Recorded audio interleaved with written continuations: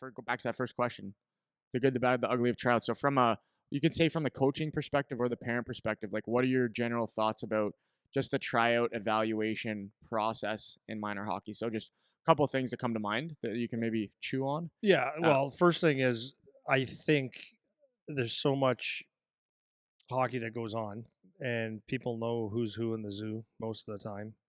That the tryouts are, for the most part, not really tryouts. I've seen tryouts where it's like they're doing all kinds of drills and stations, and I mean I don't know how that evaluates a hockey player.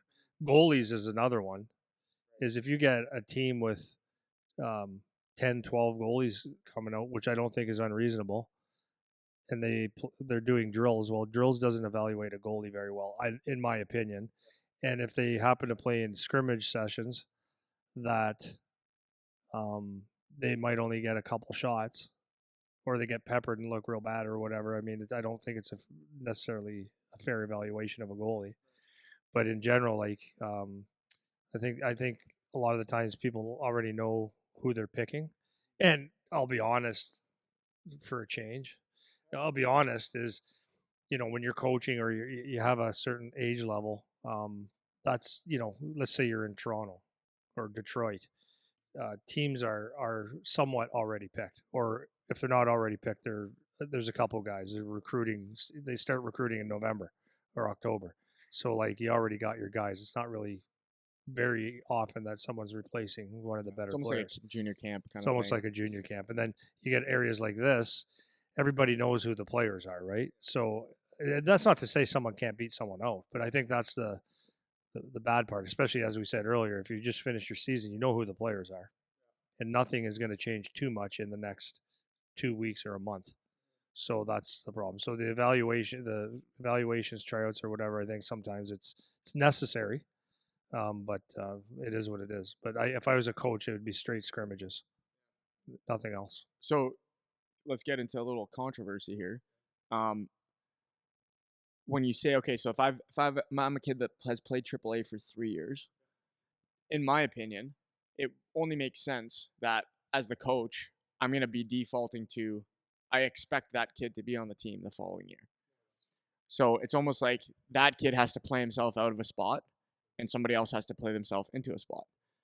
And that's the way I feel like it should be. Like that kind of makes sense. Like what's the alternative? Like you can't go in with a blank slate as the coach, which is kind of what I think the expectation is made out to be by some parents, the way they talk about it, where it's like, well, they're just picking guys that have been on the team year over year. And it's like, well, what are they supposed to do? It's like that makes sense.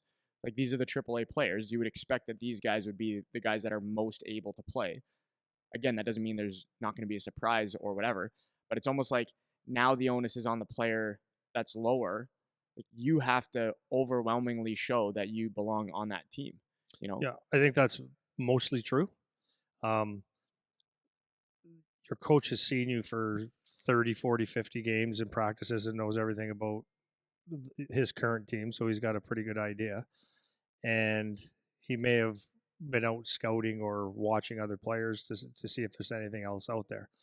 Now, where I think a coach, and I think this is important. I think I learned this it's a business principle, is that every year should have a little bit of turnover to have some fresh guys and some new guys. So that's why I think it's important when you're playing on a team that you don't forget that you're still always trying out. Your attitude, your hard work. Do you get the systems? Do you play the systems? Are you a team guy? All the things that makes a player. So at the end of the year or during the year, that coach could be looking at a player and going, okay, if I can replace this guy, I will. Right. So I don't think, like in an area like Windsor, Sun County, smaller areas like that, you're looking for 10 guys.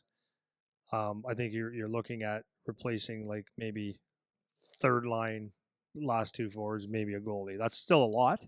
And can you replace that many guys? Not typically, because at the end of the day, they'll look at guys and go, okay, well, at least I know what this guy is. But that's where it's important that as a player and a parent, you teach your kids to do all the good habits, play the right way, and all that stuff, and understand that there's going to be some hungry kids and that develop a little bit later that might have a crack.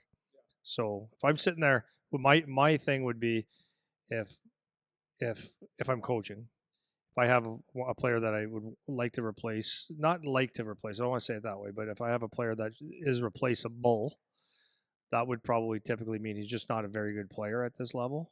So I'm going to look at someone that's close to that level, because maybe that person, if I give you the chance, you might come out hungry, you might come out and eager, and that eagerness might transfer into a pretty good player and whatnot. But the big separator for me would be if I had to make that decision to bring you on the team over this other person, it would have to be number one. It would have to be, okay, is he a better player? Could he be a better player? And number two, replacing someone would be mostly not. I don't want to use the word attitude, but the things that encompass a team player. So if you're not a great kid in the room, and if you're kind of average, you kind of show up, lackadaisical and stuff, then I would consider replacing you. Yeah, I guess my point kind of getting into this territory is, on the one hand, like, it is a fine line, but on the one hand, you get the parents and people that talk about it like, "Oh, it's the old boys club, like, if you're on the team, you'll be on the team," and sometimes that can be true, but people always talk about having a good core group on your team. So as the coach, it's like you don't want to change the team over year, because as the coach, it's nice to not have to start from scratch. Where you have a core of guys that they understand your philosophy, they understand your systems, they understand this stuff. So we're not starting from zero every year.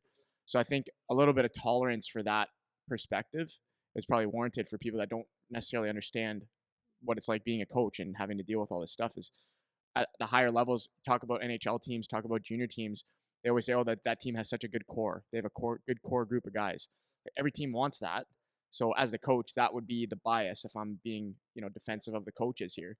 On the flip side, exactly to your point, it's like you are looking as the coach. They're still looking to see who's the replaceable guys or on the fringes, but I think it's unreasonable to think of it like every year is a blank slate and everyone's on the same playing field. It's just not the Yeah. reality. Yeah. But then I always say also, like, I agree with all that stuff, but also, like, to keep in mind, like, for parents that are, or for coaches and organizations that are doing this, is your obligation, whether you're best friends with everybody or not, your obligation is to put together the best team possible.